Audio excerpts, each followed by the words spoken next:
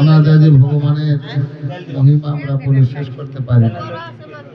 যখন শ্রী রামচন্দ্র আসছিলেন তখন সাথে সীতা দেবীকে নিয়ে আসছিলেন। সীতা দেবী এসে কি করলেন? যখন শ্রী রামচন্দ্রের 14 বছরের জন্য বনবাস দেওয়া হলো, তখন সেখানে দেখতেছেন সীতা দেবী যে আমার পতি দেবতা আজ বনে চলে যাচ্ছেন, 2-4 দিনের জন্য নহে, 14টা বছরের জন্য যাচ্ছেন। এই 14টা বছরে শ্রী রামচন্দ্র রৌদ্রে শুকাবেন, বৃষ্টিতে ভিজবেন, শীতেতে কাঁপবেন, আর আমি নারী হয়ে যদি এই অট্টালিকায় থাকি তাহলে আমি আমার পতি ধর্ম পালন করতে পারলাম না। পতি ধর্মকে যদি পালন করার আমার মনে ইচ্ছা হয়, তাহলে সতী নারীর সর্বদাই কর্তব্য হলো তার পতির প্রতি পূর্ণ বিশ্বাস, শ্রদ্ধা এবং ভক্তি রেখে সর্বদাই চলা।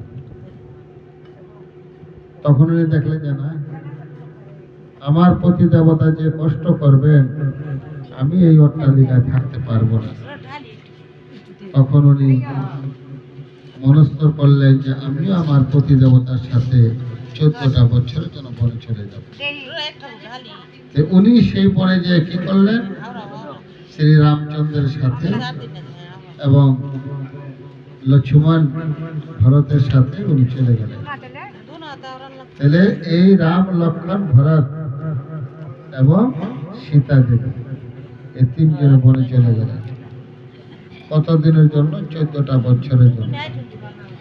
আজ দেখেন যে ভাই হয়ে ভাইয়ের প্রতি কত বড় স্নেহ, মমতা, ভক্তি এই রামায়ণে আমরা দেখতে পাই। এরকম যে লক্ষণ দেখতেছেন যে আমার দাদা আজ এই অযোধ্যাপুরীর হতো রাজা, সেই হাত চলে যাচ্ছে বনে। তাহলে সেই যে বনে চলে যাচ্ছে, কে বা তাহাদেরকে একটু জল এনে দেবে, কে বা একটু বনের ফল এনে দেবে? সে দাসত্বগিরি করার জন্য এক ছোট ভাই চলে গেল বড় ভাই দাসত্বগিরি করার জন্য। হে রামায় রামচন্দ্র মাইকটা লাগাইতেছেন। হে রামায়ণ রামচন্দ্র নাম বাদিরায় বেদ সরে।